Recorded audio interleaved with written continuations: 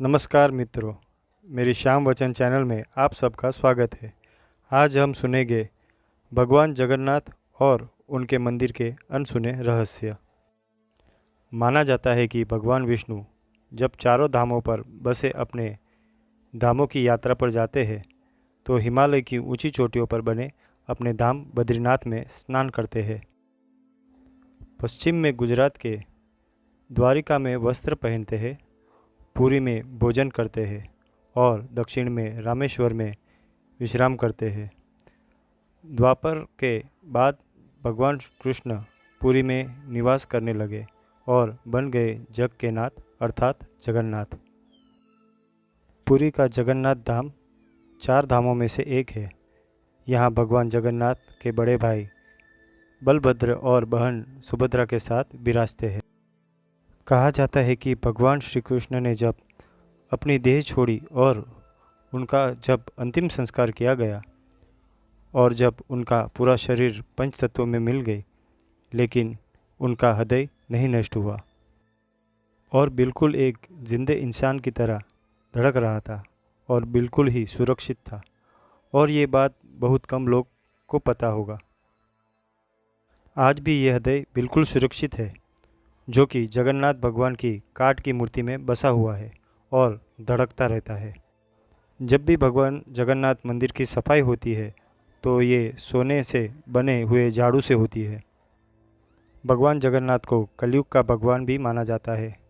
उड़ीसा के पुरी में भगवान जगन्नाथ जी अपनी बहन सुभद्रा और भाई बलराम के साथ विराजमान है। परंतु भगवान जगन्नाथ से जुड़े हुए बहुत से ऐसे भी रहस्य हैं जिसका आज तक कोई पता नहीं कर सका।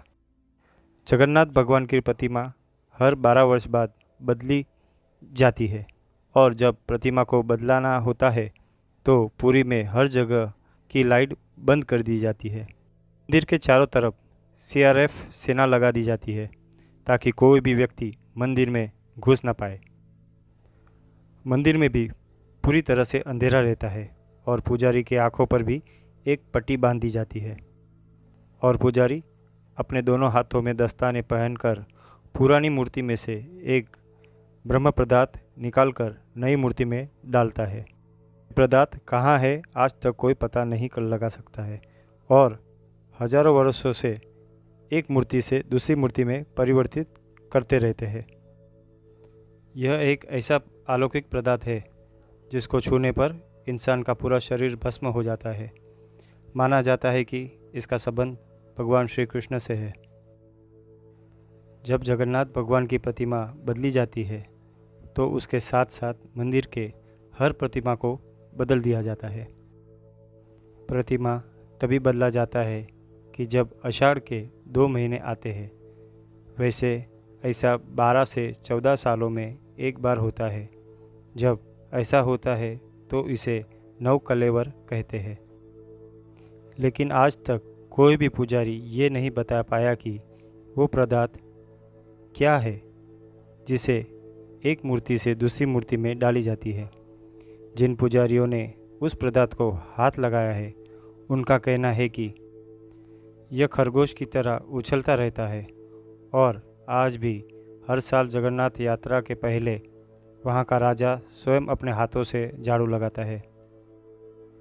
और इस मंदिर की एक ख़ास बात यह भी है कि जैसे ही हम मंदिर के सिंह द्वार से पहला कदम अंदर रखते हैं तो समुद्र के लहरों की आवाज़ सुनाई देने बंद हो जाती है, जबकि जैसे ही मंदिर से एक कदम बाहर रखेंगे समुद्र की लहरों की आवाज़ें तेज़ी से कानों में सुनाई देने लगती है।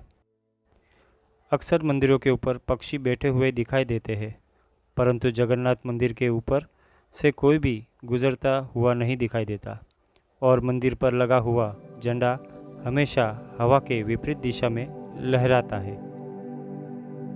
और पूरे दिन किसी भी समय भगवान जगन्नाथ मंदिर के मुख्य शिखर की परछाई नहीं बनती है।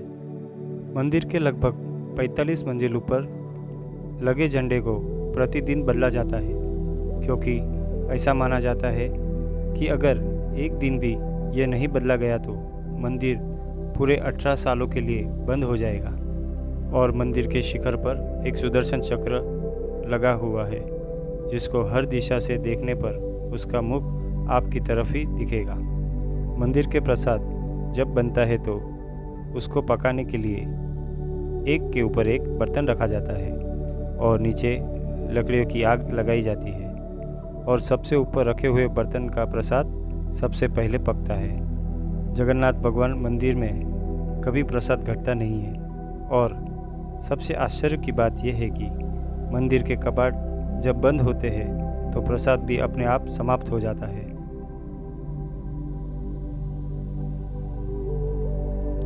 तो मित्रों, आपको ये कथा कहानी कैसी लगी ये कमेंट देकर बताइए और मेरी श्याम वचन चैनल को सब्सक्राइब कीजिए और बेल आइकन ज़रूर दबाइए। कमेंट बॉक्स में जय जगन्नाथ ज़रूर लिखना। नमस्कार।